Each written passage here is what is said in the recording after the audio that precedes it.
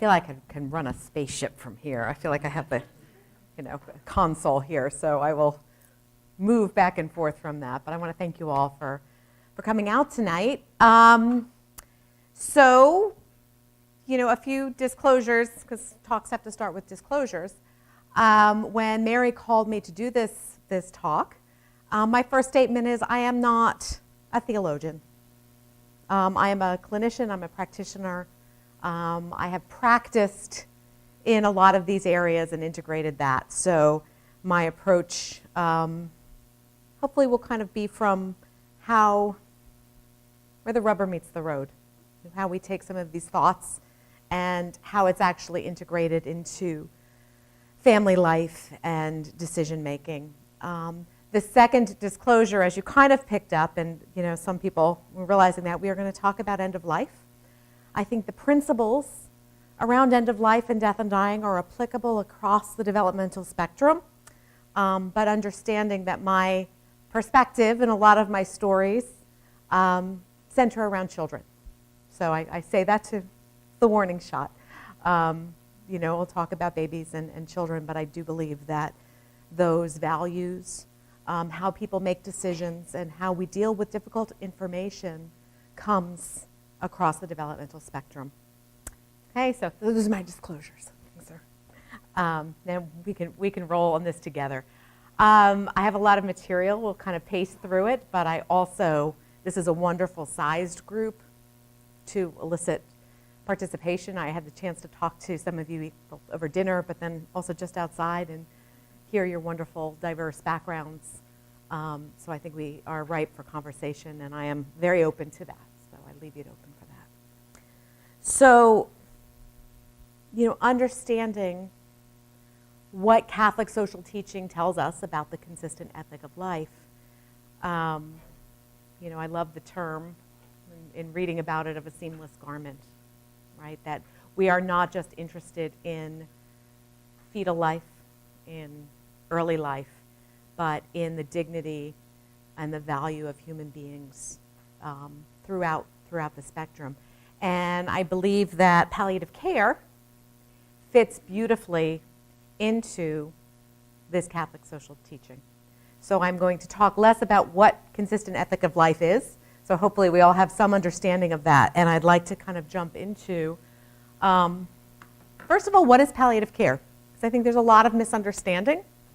And then I'd like to see how that matches to Catholic teaching. So beginning, we're going to be a little more didactic, a little more slide heavy. Then I'd like to move into the process of how then do people discern this? How do people discern their own values? How do they apply them? What do we do in reality? How do we live this ethic in real time? And then in the third section, I'd like to really talk about how we remain present to this experience, right? Because we as humans are called into this service, right? Death walks with us. As St. Francis named her Sister Death in the Canticle of the Sun, right? That this is meeting Sister Death is part of our whole life. And how do we as individuals, as members of communities, as families, and as professionals, kind of journey with people in that. So we'll move to that. So the heavy content first, and then we'll move into the feeling content. So I want to talk specifically about what is palliative care, and I think the best recognized definition in the field is the World Health Organization definition. So as you can see, palliative care is an approach that improves the quality of life of patients and their families facing the problems associated with life-threatening illness through the prevention and relief of suffering by means of early identification and impeccable assessment and treatment of pain and other problems, physical, psychosocial, and spiritual. It provides relief from pain and other distressing symptoms, affirms life and regards dying as a normal process, intends neither to hasten or to postpone death, integrates the psychological and spiritual aspects of patient care, offers a support system to help patients live as actively as possible until death, offers a support system to help the families cope. This uses a team approach to address the needs, enhancing quality of life, and is applicable early in the course of an illness. I'm reading that.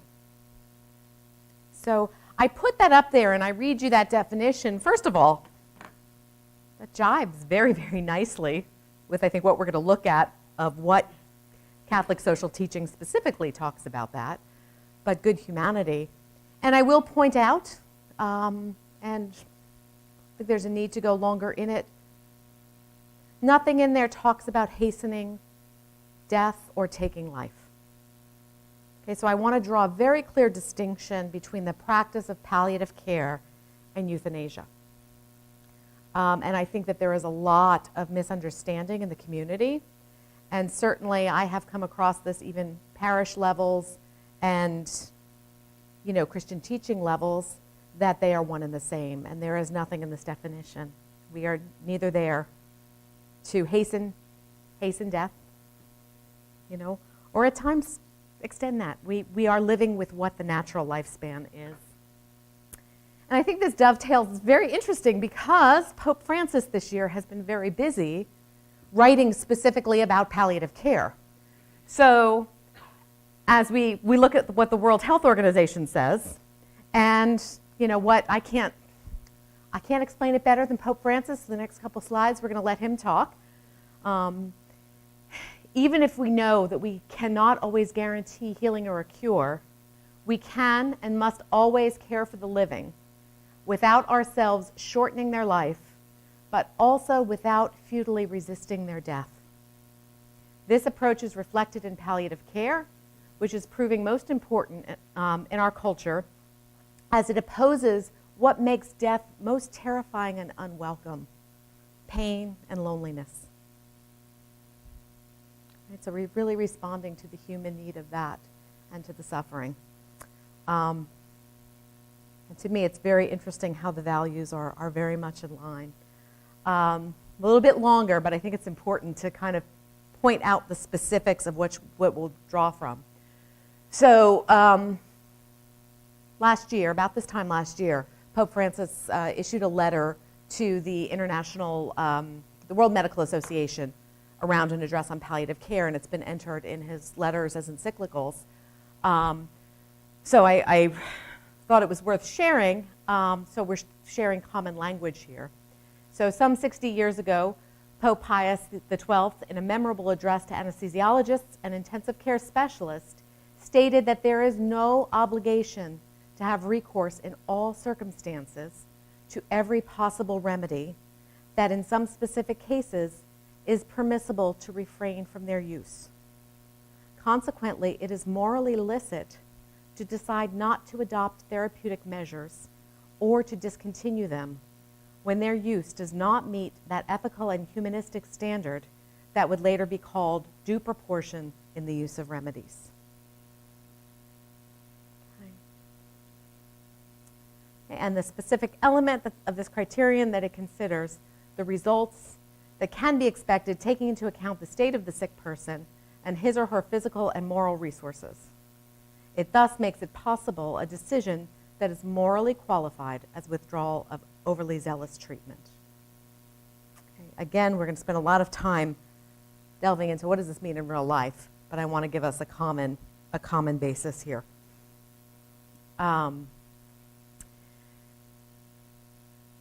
So this section, and I can leave this up to you, it really, this goes on again to talk about the proportionality of treatment. We do not have to accept all of that. But what's very interesting is what he says in here is there needs to be a careful discernment of the moral object, the attending circumstances, and the intention of those involved. A mechanical application of general rule is not sufficient. So wouldn't it be nice if he was going to write a letter, he just told us exactly what to do, right? This is not what we do. And having to apply this and how this applies in individual values is a very difficult place to sit. But I think very important that each case should be taken and analyzed. And discernment of the moral object. I kind of love that. Beautiful, good stuff in this, and quoting the Catechism, but we can go back to that. And I think the other important point I wanted to pull out of this letter is in the complexity resulting from the influence of these various factors on clinical practice, but also on medical culture in general, the supreme commandment of responsible closeness must be kept utmost in mind. As we see clearly from the gospel story of the Good Samaritan, it could be said that the categorical imperative is never to abandon the sick. Okay, and it talks about the anguish and the suffering and what we offer in that. So this I want to kind of delve into a little bit in the third section of how do we practice responsible closeness with those suffering. That could be dying, that could be carrying huge burdens, but how do we as individuals practice that? So there's our groundwork. And then there's enough words. So then I throw you some of my friends. These are some of the people that we're going to be talking about and some of the patients as we look at that. So I figured we needed a break from all those very text-heavy slides. So these are my friends.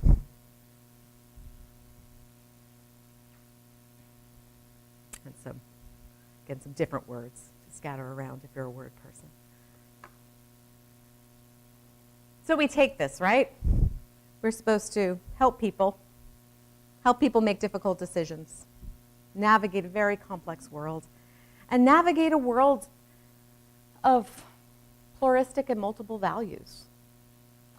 So, in disclosure of, it could go hand in hand that if I'm singing in the St. Thomas More Choir, I am a cradle Catholic, born and raised in an Irish Catholic family in the Northeast, coming with all that cultural baggage that comes with, or cultural joy for the rest of the world to tolerate us. I am Catholic educated, my undergraduate and my graduate school. So I went to St. Bonaventure University in Western New York for my undergrad, and then Catholic University in DC for my master's. So I certainly come to my work with a perspective and an understanding, and certainly an intellectual and academic training in bringing to bear that. But I work in a widely diverse world. And I think some of the conversation we had earlier, and I hope maybe we can get to this rich discussion of how do you bring your values to play in a world where values are very, very different. And I believe that will always start with a conversation. We meet people where they are in our life, in our work. So in palliative care, I cannot assume to know that. So what we practice is something called narrative medicine. And the sense of narrative medicine, that it is in this story. That's why Irish people love this. It's in the story. For the rest of you who smiled at that, we love the story. But through that story, a family, we as the professional listeners can elicit their values, and then partner with them to then find what is the medical plan that matches what you hope and dream for. So some of those questions that have a variable end, if someone asked you, what does it mean to be comfortable? I have a wide open question. Anybody want to, anything come to mind for you personally?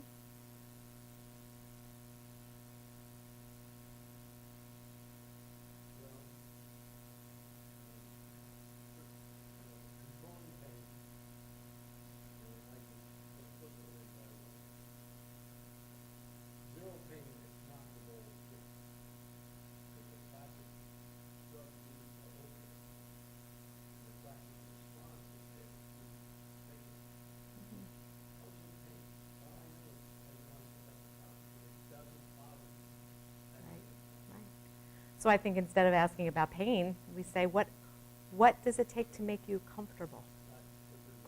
Right. And pain is nociceptive. It's physical, it's physiologic, but it's also psychological. Pain is spiritual. Pain is psychosocial. Pain is resource intensive. So I think when we ask that question, you know, what kind of things come to mind? Some answers I get are being with my puppy. It's kind of a different question, right, as you come in there. Being comfortable. Some people are very literal. I need a different bed. My bed's really pits. Well, that's actually an easy fix. We get an answer like that. But I need to make peace with people I love. I need $1 million. Right? People will answer that way. I don't know if that'll make you comfortable, but that's an answer you can get. So this opens a different pathway.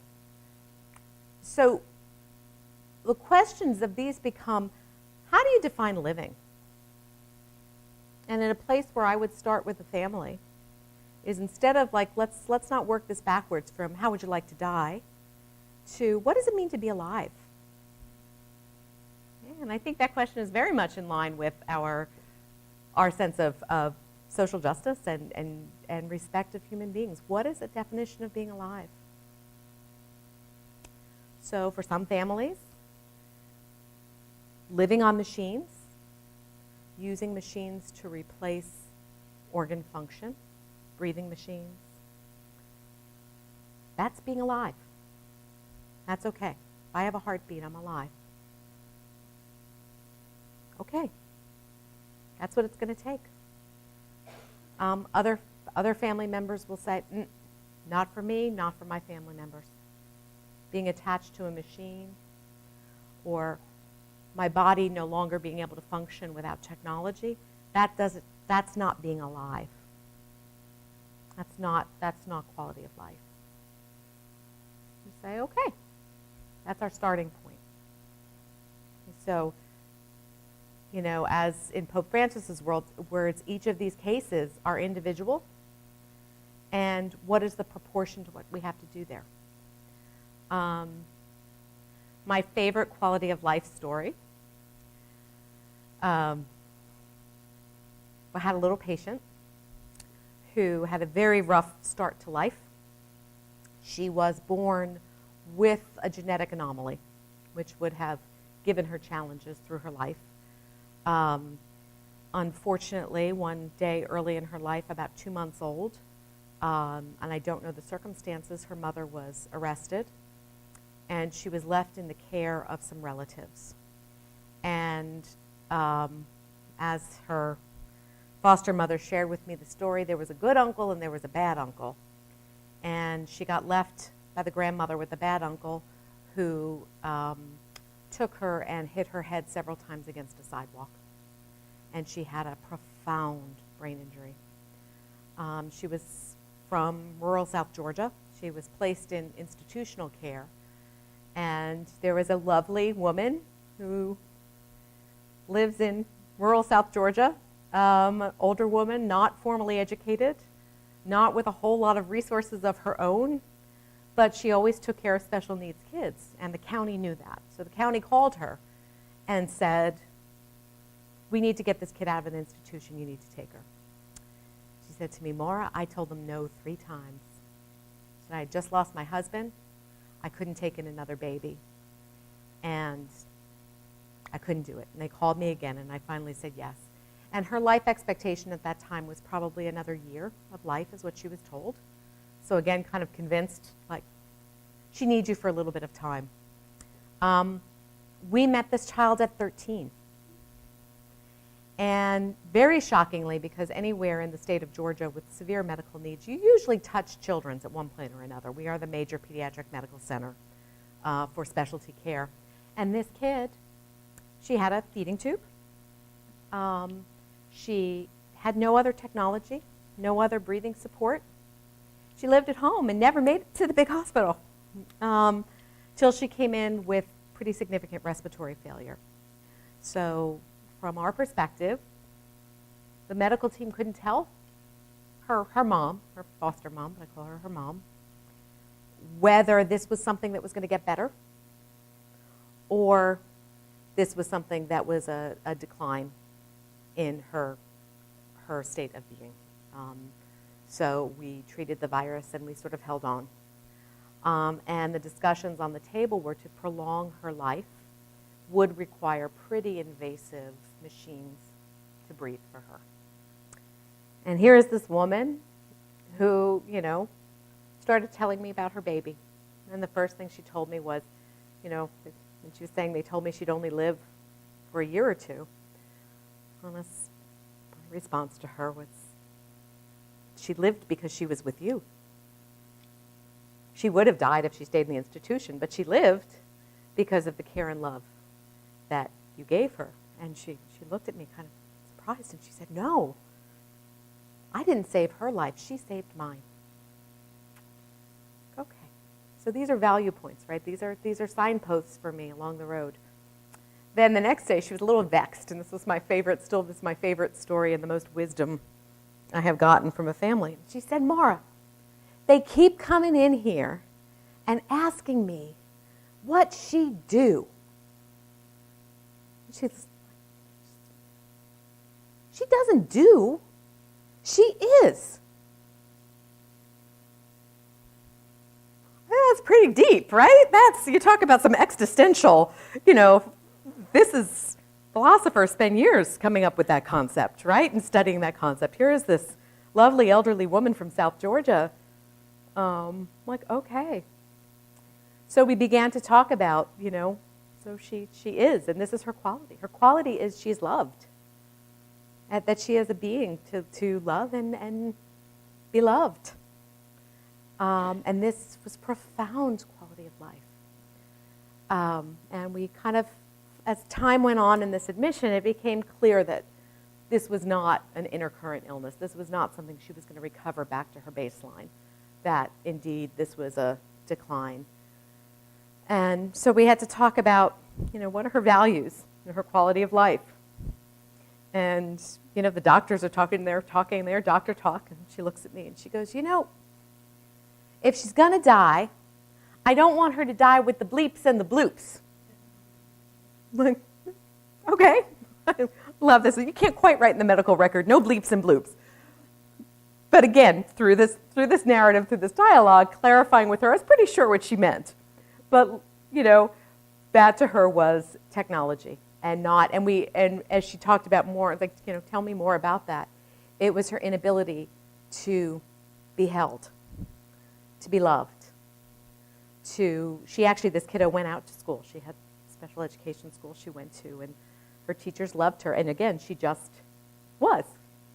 She didn't do. She was, and they loved her at school.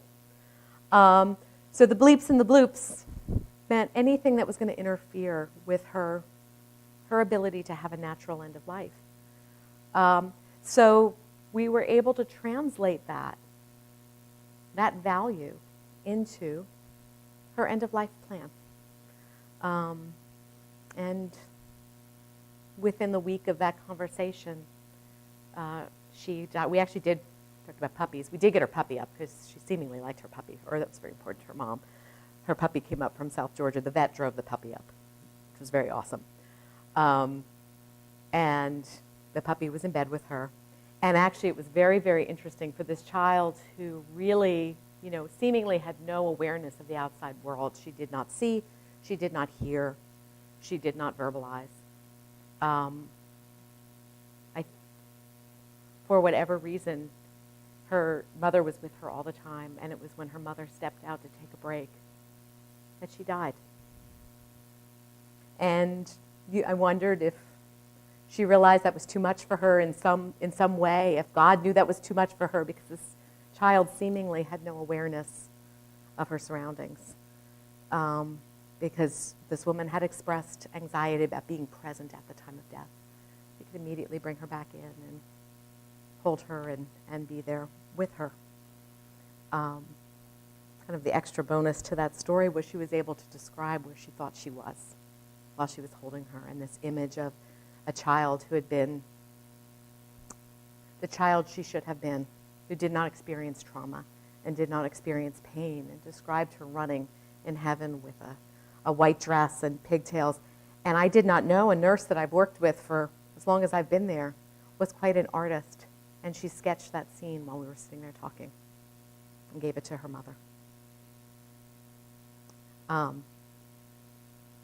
And that's how we defined her quality of life. You know, other people, you know, when you live in that place, as Dr. Hug talked about, pain is so many things. So it's like, I can't ask you what your pain is. It's too much. What do you want to do? So for one of our patients, she had to be able to draw and write. And a good day is when she could do that, and a bad day was when she was not. And when those bad days got too many, that was the time to talk about her imminent death. So I would, you know, encourage you all. What makes your life your life? What are the things you value? You know, what are the things that make your function your function? And as you spend time with that, I would also encourage you to share that with your family who may have to make decisions. And it's really hard when we don't know these things.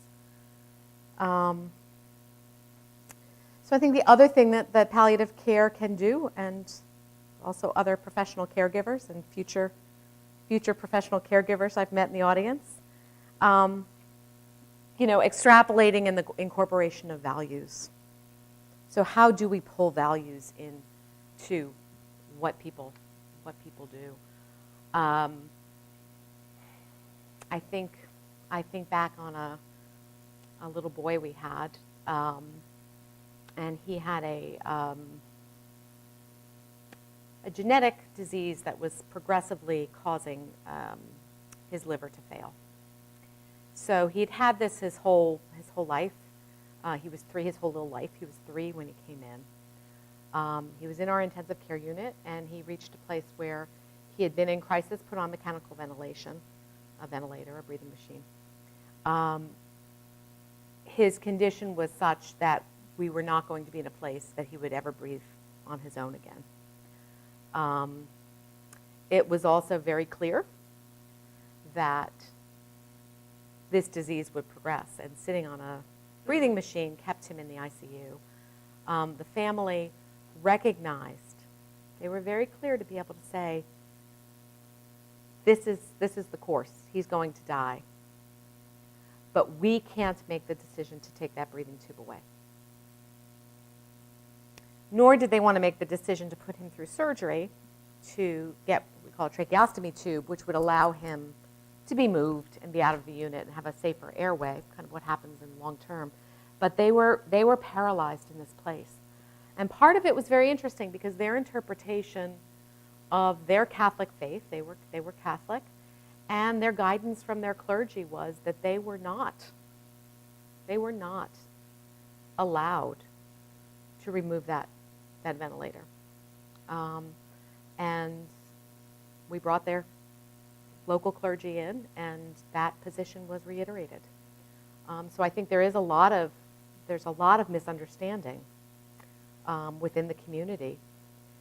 And the hard part about this case was they recognized that their child was suffering. And they saw the pain, and they were suffering with this kid. But they felt that there was no recourse but to ride this out, because that is what their faith informed them. So there reaches the point, there's no point, I'm not going to fight that, right? So how do we balance suffering with joy in that? Yes, sir. Yeah.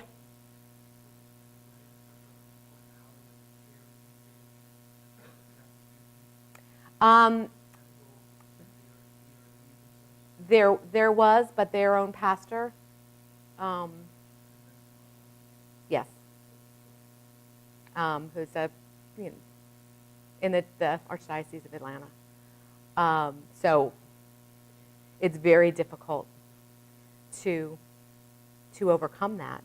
But we could bloody our heads against the wall, or go on. So the question, I think one of the humbling experiences was we came in, and Mom and Dad worked with them daily for a year in the hospital, and came in one day, and Dad was clearly distraught. And we needed to use an interpreter. They were primary Spanish speakers. And through the interpreter, he said to me, I know you're all judging me. I know the doctors are judging me. And I know my child is suffering. But I am unable to do anything different. Say, okay. So ask what would God's will look like in that case? And to him, it was a cardiac death. It was his heart stopping. Now, the problem with little people, as opposed to big people, big people we can make better predictions on, right? Adults, particularly older adults, can get pretty good prognoses. Kids are rather remarkable in that the rest of their organ systems are extraordinarily healthy, and this kid had a strong heart. So it took a long time. So what we did is what could we do in that moment for this kid? We did get them to, we balanced, there was a lot of resistance actually to even do surgery on him to give him a better airway that we could move him out of the intensive care unit, and who would take him because we're not a long-term care hospital. There was a lot of resistance that we were inflicting more suffering on him. But the place to be able to give him developmental care, so we had to think out of the box as a healthcare system. And a lot of people, they were saying, well, why don't he doesn't he understand? We'll tell him one more time. These were very fixed beliefs, and these beliefs were backed by their clergy and where they believed that. So what we could do in that moment is define what a good day was for this little guy and the best we could do for the family. And I will say that there are costs, as we look at justice issues in this world, this is not without major economic stressors. One of the saddest things in this was just before Christmas, their house was broken into. And they had left their teenage daughters there. So this father, who already, he was up to bring his wife to the hospital. They didn't live close.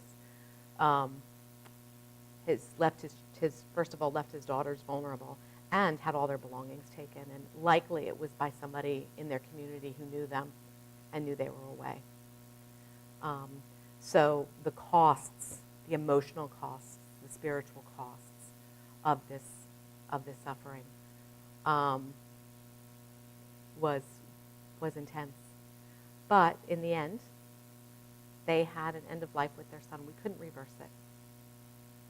We wished we could, but we could not fix this child.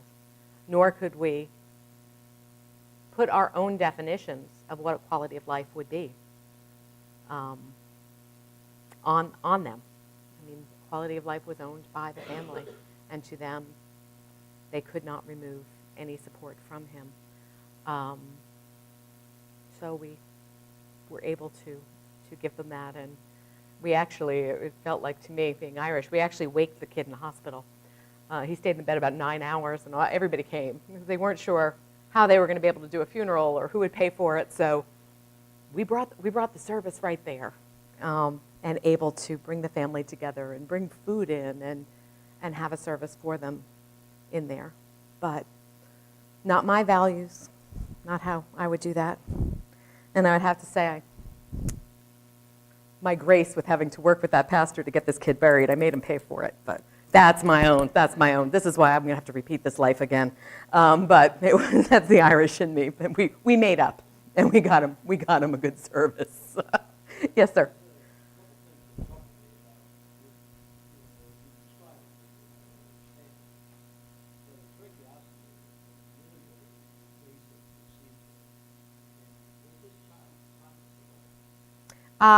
Yes. Intermittently. He was neurologically impaired.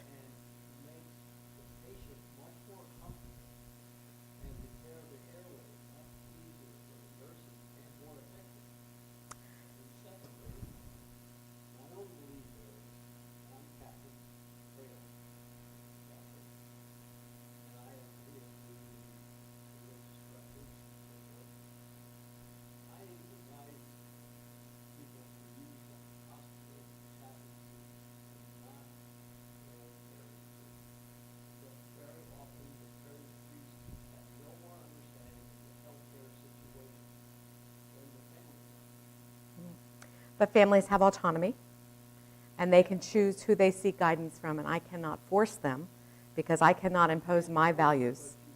I can suggest it. They worked with chaplaincy. Chaplaincy were in.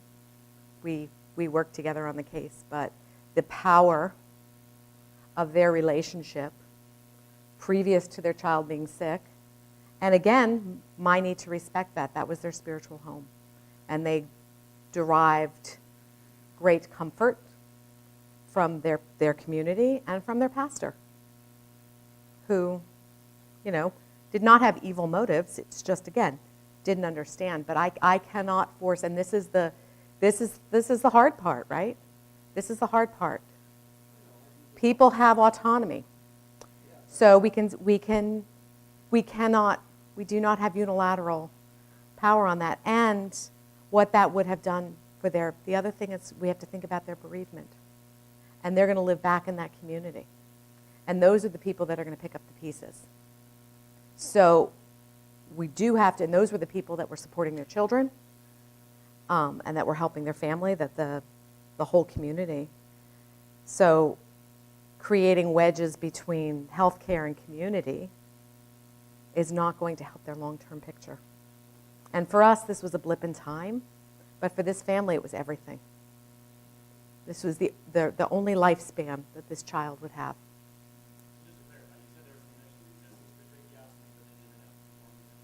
Mm-hmm. About 6 months in, so he was, yeah.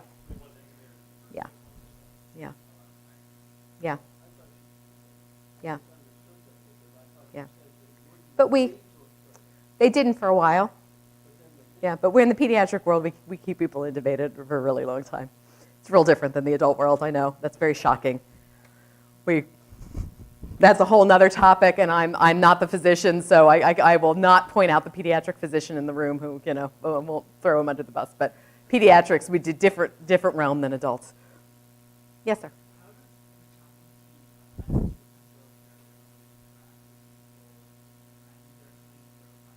Yeah.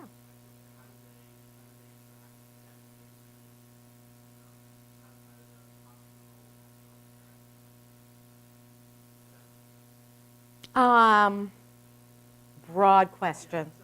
Broad question. I think just like any area, we probably need a lot more people. There's not a lot of spiritual diversity within our particular department. So sometimes it's challenging, and I do think the bias is particularly with young families that have community support, because a lot of our patients, we are not in an adult hospital. We kind of come into these crises, and their duration is a few months. Later, I have a story for you of a patient that I started with 20 years ago and was able to be with her at her death last year. And she's come in and out of our system for that many years. So there's a lot more kind of flow, right, in and out. So I think if somebody has strongly identified clergy, and particularly if they're resistant to that. And I will tell you that, we can keep going on this case, another very interesting thing. Sacramental care was what this family desired. And a interfaith chaplain could not provide sacramental care. And for them, and for how they practiced, which is very different than how I practice, that was what they needed. So actually, much earlier in this case, there was lots of barriers, in trying to get to this narrative. I'm kind of giving you the clean thing. Any case that goes daily for a year, there's lots of barriers. And one of the things that was very interesting is this was their only male child in a Hispanic family. They had a history of male baby losses. They had 2 healthy girls and a big space because of all the infant losses before they got this boy. And he was the boy. And mom self-reported, I can no longer have babies. I will say I didn't inquire as to the mechanism of that, but whatever happened in that delivery. So we're trying, my first thing with someone with a genetic condition is to forgiveness to the family. You didn't do this. You didn't choose this. There was nothing you did wrong. There was nothing you ate. There was nothing you did. I have a whole speech on that. It wasn't working. My speech is usually pretty good. That wasn't working. And it wasn't working. And this burden was visible to me. And it finally hit me. We're sitting in the ICU.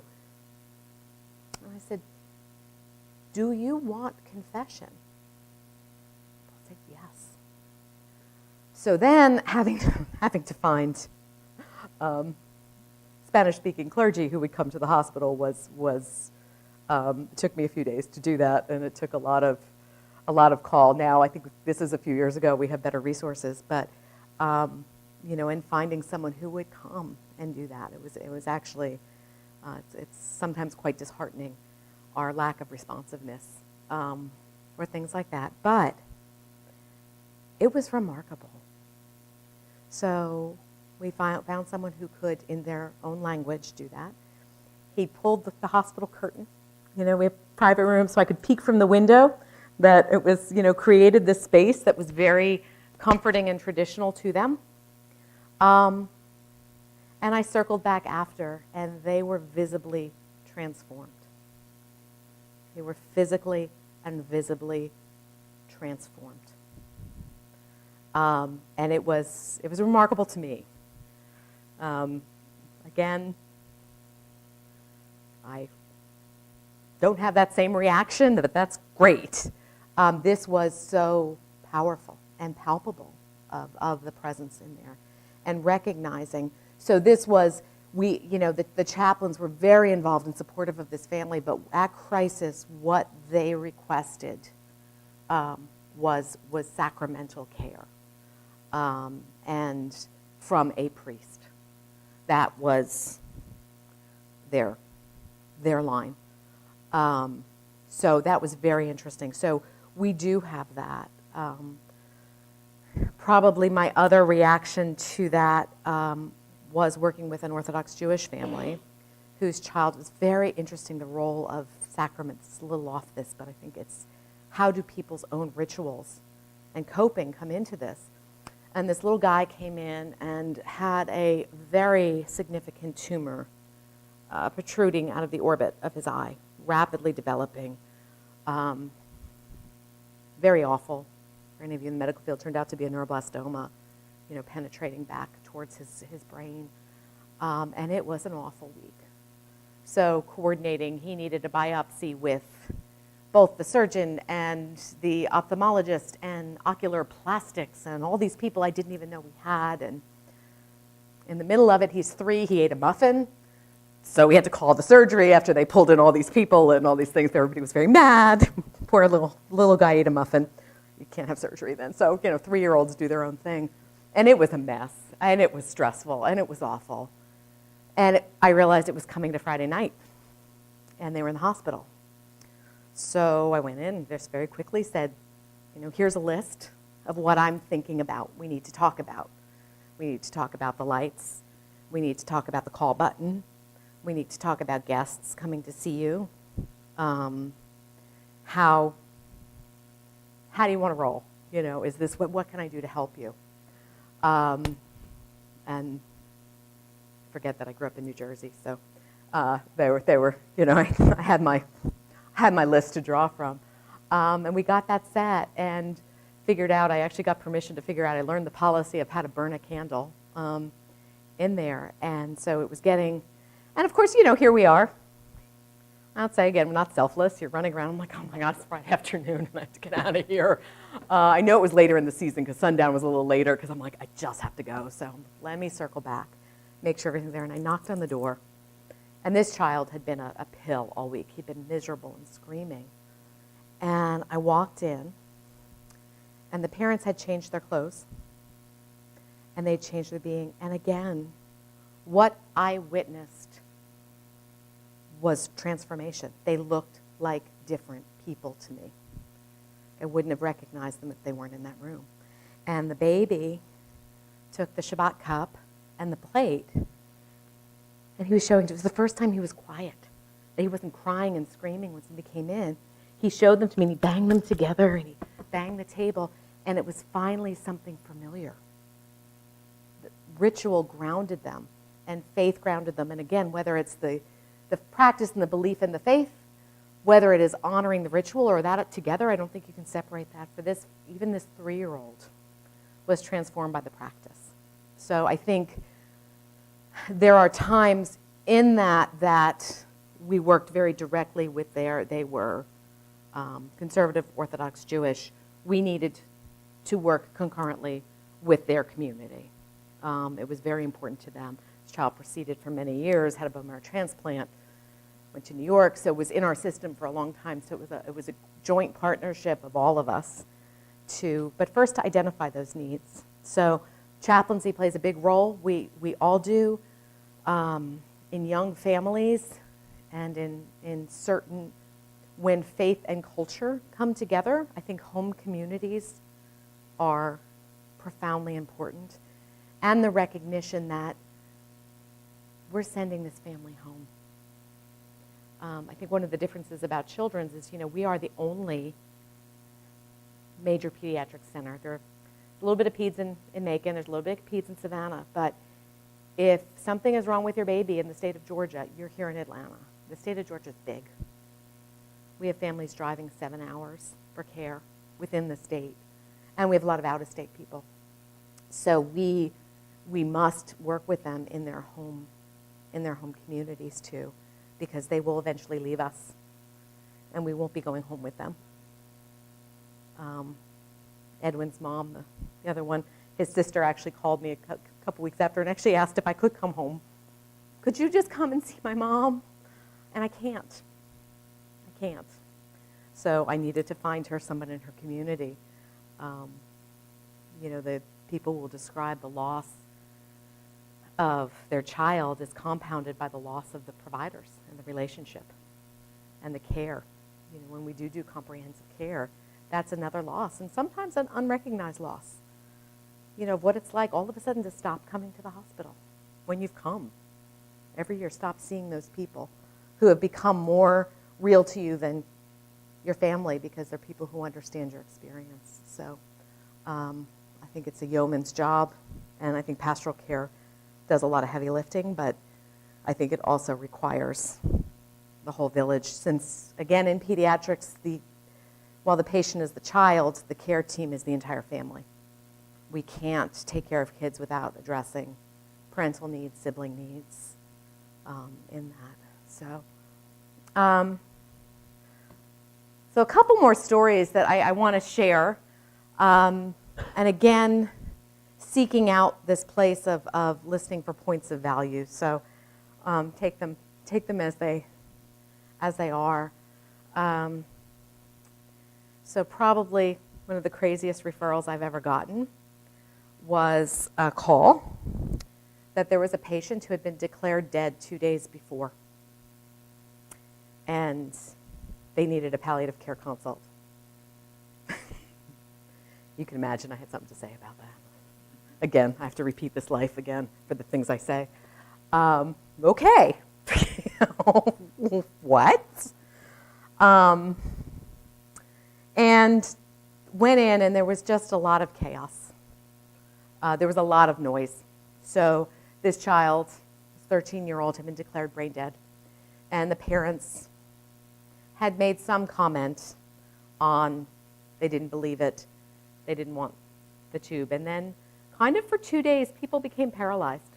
I think one of the problems in healthcare and in the news, if you all heard about the case of the child in California who was declared brain dead and the parents sued to have her moved to a state that doesn't recognize brain death, and the J. McMath case, very interesting case, particularly for all of you who are interested in ethics.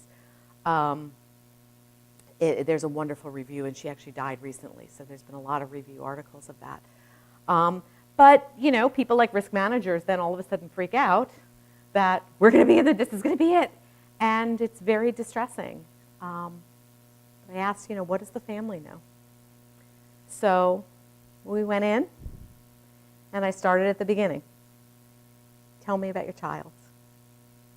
So this was a 13-year-old boy who was, by all imagination, a great 13-year-old boy, like I was currently living in my house at the time. This was a couple years ago. I got one too. They're not always perfect, but we deal with 13-year-old boys.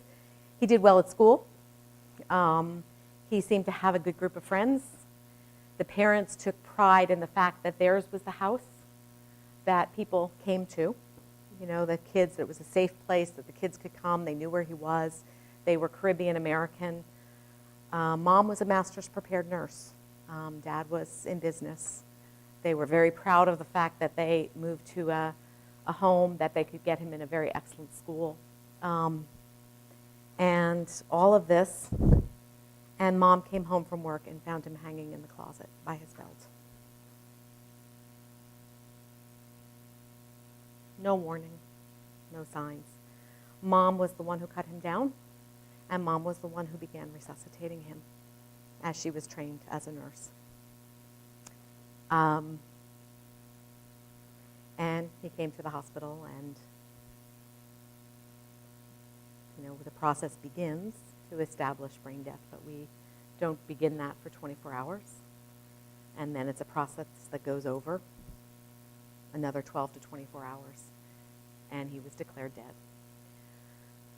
And I think that was really hard for people to sit with. I get angry at the staff. Why didn't anybody talk to them? Because that's just a hard place to sit. And they were stunned and they were shocked, and through their narrative, but in telling, Isak Dinesen, if you know her as an author, my favorite quote from her is, "All sorrow can be born if it can be told in a story." Right? There's something, and if you want the technical literature, that's called trauma narrative, that through telling, it needed to make sense to them because it didn't make sense to them. So I listened and listened, and I took a chance. We were in a small consult room near the room, and I asked the question. First to Dad, I said, "Dad, where is your son?" And my answer, I figured, if he said, "Crazy lady, he's right there down the hall," that was an answer. And Dad kind of was taken aback by my question, and he said, "He's in a better place." I said, "Okay." And I looked at Mom, and I said, "Mom, where is your son?" And she told me, "He's rocking in the bosom of Abraham." I said, "Okay." I said, "How will we treat his body with the dignity it deserves?" And fascinatingly, within minutes, figured, we'll take some time for the turn. Mom said, "Oh my God, we have held him here. We've done this. Okay. He's got to go. He's got to be free." So I asked her who needed to be there and how much time, thinking, let's bring in anybody you need. Let's bring in people. She goes, "No, it has to happen right now." And we left the room, and we did it right now because it was a moment that she recognized what had happened, but she was unable to do that because of the trauma and not because anything else. And I think people read very quickly.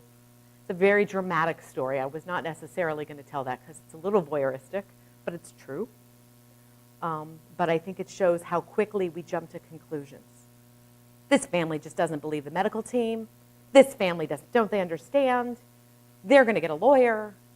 This is going to go to the news. Their brain didn't have time to catch up with what happened.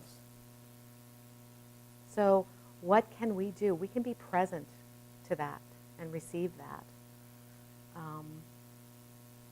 And then I think thinking about the dignity of the body. I think about the world we live in and some of the violence and the things we witness. And if you think about, I don't know if you remember, it was really one of those shootings that was one in St. Louis where the young man was shot by the police. And I think one of the most striking things about that, I don't know if you can picture the news scene on that, they left the body in the road for hours. And the mother was at the line, and they wouldn't let her through. They said, this is a crime scene. And they wouldn't cover his body.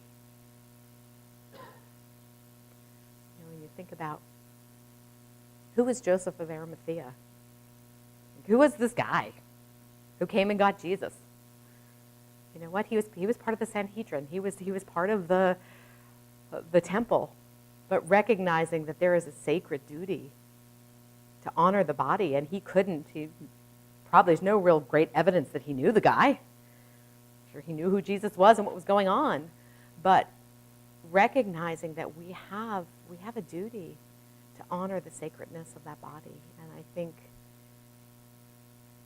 we see how cheap life is right now in our world, and the decisions of, no, it's a crime scene, this is legal, we have to do that. My God, the mother's there. Cover a sheet. Do something. There's enough photographs taken of the scene. Let's return to what is right, what is dignity, what is law, what is ritual. So in looking at, we start with palliative care is reducing the suffering in the world. There's a lot of suffering, and there's a lot of places that the dignity and value of the body and the human form is really, really denied. And how people kind of make decisions in that. And I believe that mother was empowered in that moment in understanding. She made a transformation. Said, oh my God, he has to go. And we moved, and we kept talking and talking and talking. And she moved from the why and the understanding very quickly to a place. It was really interesting because it was one afternoon in a short period of time in talking it out to say, I'm never going to understand this. And at some point I need to do something. I need to do something to honor him. And her ability in a situation where she had no control over anything, that ultimately recognizing that he needed to be treated with dignity and that he was gone. And kind of by asking that question of where was he, that she could identify that. And then the earthly form was not a problem. The earthly form was not a problem. She knew where her baby was. And she knew he was safe. And I think that her grief journey has been hard, but I think it's been workable because of her ability to recognize where her child went and how we help with that. Where are we? That's a lot. I have more stories. There's a lot of stories. That was a little too much. Let's move on a little bit from that. So this is how families walk through it. This is sometimes how decisions. So I hope that just gives through the narrative, you hear the value, you hear how the value can be applied. Very brief. All these stories have many details, so I try to honor their stories with salient details of their life, but they are all beautiful lives. So I want to talk about how do we all do this together? How do we accompany people in really hard times? I love the term that Pope Francis decides with responsible closeness. And in that note, if you go back and do that, it applies to, he puts it to everybody, brothers, sisters, that this is something that we do as a community. We do this in our community groups, we do this in our parishes, we do this as individuals, we do this in our families. And what does it mean to be responsible? So I did pull this C.S. Lewis quote. Since I'm not a theologian, I'll quote a theologian, but I like him. He's a little off too. So, talk to me about the truth of religion, and I'll listen gladly. Talk to me about the duty of religion, and I'll listen submissively. But don't come talking to me about the consolations of religion, or I shall suspect that you don't understand. So, I kind of read this to People need to define their experiences, and they need to define it in faith. And if you know C.S. Lewis's story, he actually wrote a lot about suffering and the value of suffering. And that was then very, very much challenged when he lost his wife very quickly after marrying, and really had to face that on a very real way. So I would encourage you, if this topic resonates to you, if you haven't dug into some C.S. Lewis, it's just beautiful reading and writing anyway, but looking at suffering and faith and love. But I think that coming and lecturing at people or telling them how they should grieve or how they should do it or how the church says they should do it doesn't really work. Okay? Again, as St. Francis, they claim may or may not have said it, but we like the quote, preach the gospel, only sometimes use words. Right? It's not in the words. So what is suffering? Let's go into it. Suffering means to bear, or to undergo, or to carry. This is a burden. And when we enter into people's suffering, there's a place to offload some of that, but there's some that is not offloadable. And I think the image is we want to fix, right? And suffering makes us uncomfortable. The suffering of that family who walked in on the suicide of their child, that was uncomfortable. That pain was palpable, and it was too much for some to touch. I can't take that away, but I can stand next to it. I can partner with it. Suffering can happen on a biological, psychological, spiritual, and a sociocultural level. I shared a story this evening. I was out with a few of you for dinner, which was lovely. We had a big celebration this week. We discharged a baby who has never left the hospital in his little life, and at 11 months old, got a heart transplant and is going home for the very first time. And got involved with him I met him at probably 2 days old, when it was very clear that he would need a transplant. And that's a big decision. A transplant is not an easy fix. It's trading one disease for another. There's a lot of value discernment in that, and what are you doing? And we realized that they went through the usual teaching and the cardiology, and their parents were still unsure. And we sat down and, again, went a little deeper with that. Their biggest fear was that the parents were undocumented. And if their baby got a transplant, what would happen if they got deported? Who would be able to take care of their baby? Was it better to take care of their baby and let him live as long as he could live with the heart he had, and they could be together as a family? But the real, palpable, discernible fear of being separated from him or being sent away, and who will care for my child? And again, I can't answer that question. They had to make that decision. And we could talk about it. We could be together. I call it holding up a mirror, right? You talk, you tell me, and you'll talk to yourself, and you'll decide. But it takes time and thought, and they ultimately decided to go ahead. And, we have no guarantee on that. But, man, they were a beautiful, happy little family, and this baby is thriving. I can't solve the unknown, but we can go with their decision, and this is what they ultimately decided on and could live with, and were very comfortable. But suffering, again, became sociocultural suffering that we can do. So let's get to compassion. So do you guys, I love the word compassion, right? To suffer with. To suffer with. Okay. So being compassionate with people, entering into this space with people in your community and your family, it's not from here to here.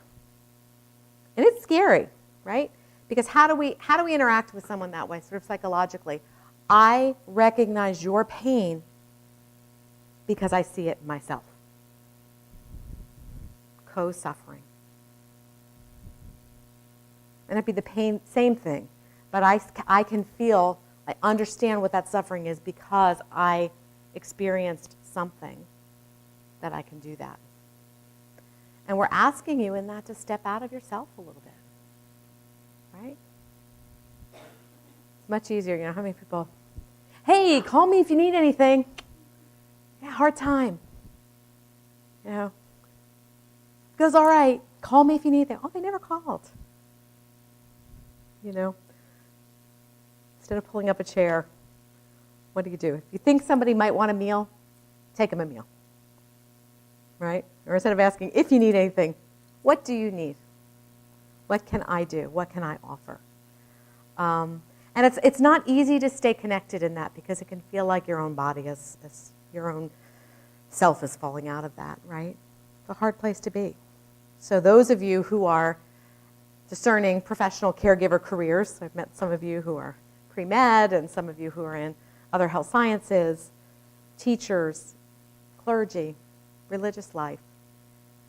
These are places where we need to develop our own sense of well-being and wellness, right? If you're going to start touching into people's suffering, which we are called to do,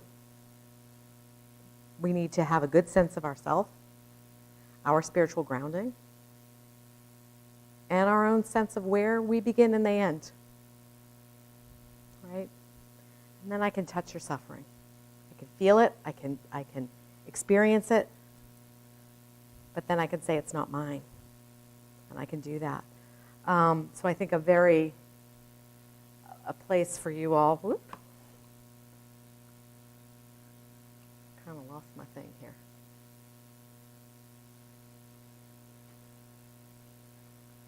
There we go. So I offer you an image. Again, I'm not the theologian, but I bring in my favorites. So are you familiar with Henri Nouwen? Have you read The Wounded Healer? A couple people. So he actually wrote this book for clergy, a specific audience. I will warn you all that it's because of that, and it was written in the 70s. It is not gender neutral language, but we can make it apply to all of us. And this idea of we are all wounded healers, and I bring this to general audiences and places because we all got our own stuff we're dealing with, right? So how do we even begin to help others? If you say, my life is overwhelming. I am so tired. I've got so much going on. I've got a family. I've got this. So Nouwen's position, this term wounded healer, it comes from a story that originally appeared in the Talmud. And the story goes like this. Rabbi Yosha ben Levi came upon Elijah the prophet while he was standing at the entrance of Rabbi Simron ben Yoshai's cave. He asked Elijah, "When will the Messiah come?" Elijah replied, "Go and ask him yourself." "Where is he?" "He's sitting at the gates of the city." "And how shall I know him?" "And he is sitting among the poor covered with wounds. The others unbind all their wounds at the same time and then bind them up again. But he unbinds one at a time and binds it up again, saying to himself, 'Perhaps I shall be needed,' and if so, always ready so as not to delay the moment." Right? So if our task is to help others, think about the old airplane thing. Put your oxygen mask on first. This is the person next to us, right? So I love the image of the unwrapping the bandage, right? We're all places that we all have. It kind of means don't put all your stuff out there and pull it back together. We need to have some sense of that. The healer's task is to help others. So we must first bind our own wounds carefully in anticipation of the time when we'll be needed. Okay, so being very aware of yourself. Those of you who are in helping professions, in clergy, in medicine, studying to do any of that, it's a really good place to discern your own vulnerabilities in your own spaces? What are your triggers? Sometimes you don't know them until you face them, right? Whoa, that set me off. Why? Or I'm really scared to talk to that person. Always wait for the next question and say, why? And through that, you're going to learn where those places are in you. You know what your triggers are, and you're better able to clearly help people, right? Through knowing yourself, through your own spiritual development, through your own process, you can enter into that. Compassion includes the recognition of our own helplessness and human limitations. And my favorite line, hope begins when we don't run away. You don't have to be perfect, and you don't have to be magic, and you don't have to have magic answers or a degree to step in and say, I hear you. Looks like you're having a hard time. You do it in your dorm, you do it in your office, any of those places. And this is how we practice compassion in the world and practice our faith and our values in the world. So that's a lot of different concepts. Skipped over a bunch, told you a bunch of crazy stories. But I want to leave time for us to kind of dialogue for, we've got about 10 minutes. Any thoughts or questions or things you're wondering about? You can read my quote, that's just going to stay out there.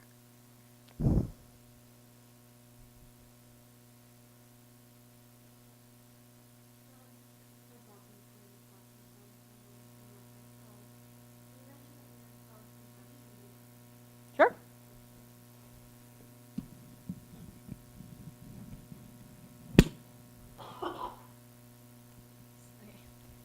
Is it on? It's on. Right. Perfect. So you mentioned that we're called to compassion. So I was wondering what guidance can you provide in regards to drawing those boundaries and when it's our place to step aside and, you know, yeah. Mm-hmm. Mm-hmm. I think that's a great question. I think that's part of, discernment in life. And so not everyone can be helped, and not everything can be transcended. And we as individuals can't do that work alone. And I think, again, that self-exploration of how do you maintain being a compassionate person. So I do a lot of teaching of brand new nurses. They're very shiny, and they're very young, and they're very happy. And one of the lines I'll say to them is, if you are coming into this field to be loved, you're going to be hurt, and you're going to be hurt bad. However, if you're coming into this work to do the work, you're going to be loved in ways that you never knew you could be loved. Okay, so I think my ethos of boundaries goes something like, whose needs am I serving? Right? Because sometimes you're being compassionate, you're doing that. But sometimes, are we doing it out of motivation to help somebody? Are we, is this about our kind of self-gratification? And are we becoming a martyr in the process? Right? No one can do it. I'm the only one. Are you feeling that you can't get separation from that? All of a sudden it's like, wow, I'm in really deep with this. I'm to tiptoe back out, and it's time to talk to someone. I think we all need to live in community. We all need to have some sort of grouping. We talked tonight about even the Catholic Student Union here, and you guys are downplaying, well, we just get together on Friday night to have a community. Like, just. Isn't that the essence? Isn't that the building block of sort of life, and having people that you come into community with who feeds you, that you're not just giving. How are you getting back? What are you deliberately doing for yourself? You're going out to help the world. Are you getting your studying done? Are you doing your laundry? Are you calling your mama mama, call your mama. Are you doing all of those things? Then if you find, that, no, I must save the world, we got to bring this back, because that's not sustainable, right? Somebody may be in crisis, and we can go in, and we can go deep, and we could be there. We could stay up with them for 24 hours and help them. But you can't do that for 72 hours, okay? So you got to have a check-in. You got to have a good friend, a counselor, an advisor, a partner who checks you on that a little bit. Hey, is this, you getting too deep? And I think entering into professional caregiving, everyone should be in some kind of therapy at some point in their life. And I would define that both as clinical therapy, as spiritual advisor, having both. And I would say through my life I've benefited from both. But it's your responsibility to make sure you're okay. And it's not being compassionate by saying, I got to get my laundry done and I got to go to class. So think about where that fits. And if you feel like it's too on, you're not going to be able to sustain that. And sometimes what happens is then people get angry, right? How dare they make me feel that I will never get close to anybody else again. I tried to help and it didn't work, and my heart's broken. I won't ever do that again. And that feels icky too. That means somewhere along the line we've stepped over that boundary. And you got to figure out where that boundary was and to say, okay, today's a new day. I can take care of people today, but it's okay to take care of yourself. Answer it? Anyone else?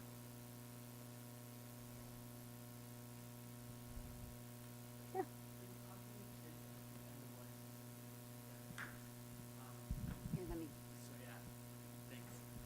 In talking with kids at the end of life, you mentioned that it was sort of like a biopsychosocial, spiritual sort of overarching with the family.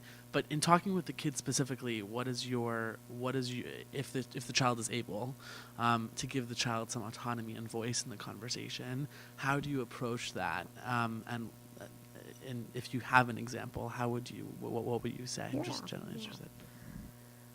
So, I think working with children, one of the things that we always have to remember is children belong in the context of their family. Right? They're not autonomous in their decision making. They have a lot to say about that, and we can have a very long conversation on how you get a scent from a patient. They have a lot to say. But they live in their family. And I think, again, the danger of the helping profession and the danger of doing that is the arrogance, saying, I know it's best. This is the way it's going to be. I know it's best. And we're splitting the family unit. So the best way to talk to a child about their death and dying, if we can, is to do it together with their family. And a lot of children are very protective of their parents, and their parents are very protective of them. So I've had conversations, don't tell my mom, but I know I'm dying. And then go in, and the mom says, guess what? Don't tell Johnny, but I know, but we have to keep it from him. I'm like, he knows. So obviously the gold standard is to bring that conversation together. I also believe very much that patients will lead their families, whether that's adults or particularly kids. And what I will say to parents is, it's like, well, I don't know what they think. I said, what have they been asking you? And one of my questions I always ask, particularly younger kids, 10 and under, have they had any dreams? And a lot of times they will talk about very, very spiritually based dreams. And even kids who don't have a formal religious education of any kind, any particular denomination, any kind of orthodoxy, will talk about things and let them guide that. I had one little person who sat in the playroom. She was 7, and her mother was struggling. I mean, her mother was, she was tough. It was tough to see every day. This kid sat down and drew a picture. Thanksgiving was coming. She drew a table. She drew turkey on it. She drew everybody around the table. And she drew herself in the sky. And she handed it to her mother. It was pretty good. Right? And then to say to mom, okay, she's talking to you. Can we talk together? do that.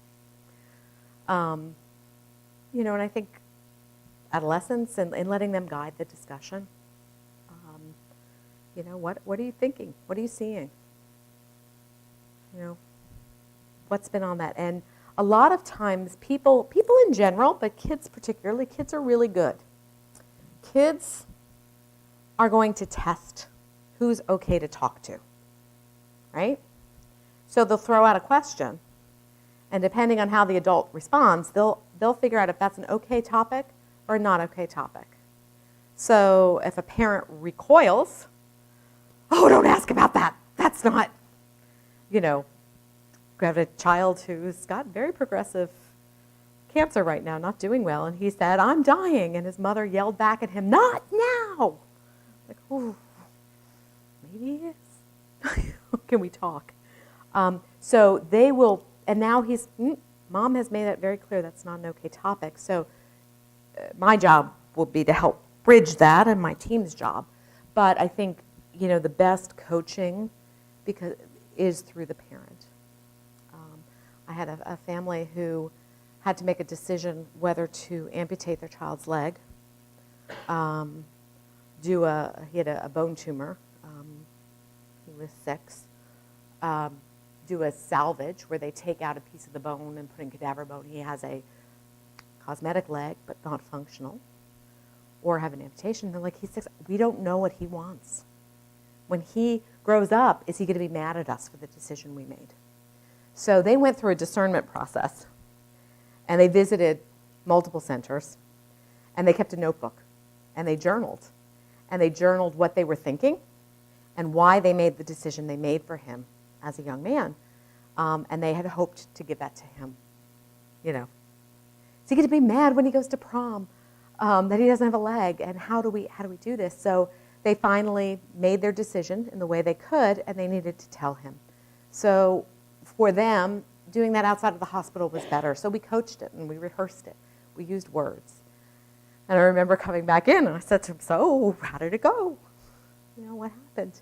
And they were so relieved. They said, you know, we sat down, we had the notebook, we had all the words ready, and they started and said, you know, we're going to have to amputate your leg because of the cancer. And he saw his parents were upset, and he looked at him and said, don't worry. It's not my leg that makes me, this little boy's name, it's my heart. And that was it. And he went off and he played. So kids are fascinating. And I believe adults are too. These same keys apply, but adults are a little more guarded and don't necessarily, there's a lot of barriers to get to that. Kids are kind of a little more direct in that end. Parents can be very difficult in that. But I think the biggest thing in working with people is we can't split them. They live in their family. And we have to respect the family's belief system, how they, you know, if they don't know where to start, I'll ask, what does your family do in death? What kind of rituals do you have? You know, how has your family handled it in the past? Well, I don't know. Where do we begin? You know, what do you think is going to happen to them? And starting in places to tap into people's own belief systems, and then we can do that and to make sure that we're not projecting our values onto that, but trying to open that dialogue. That makes sense. So thank you, Maura. Yeah. I think we've run out our time, and I really want to tell you how much I appreciate your coming and doing this. Thank you for having me. Yeah, thank you. Thank you. So thank you all for coming. Grab a flyer on the way out so you know what's coming next. And again, very much appreciate the wisdom and experience that you've had these last number of years. And I appreciate you all coming out. thank you. Giving and have it a a run, good night. giving it a try. Have a good night, everybody. Thank you.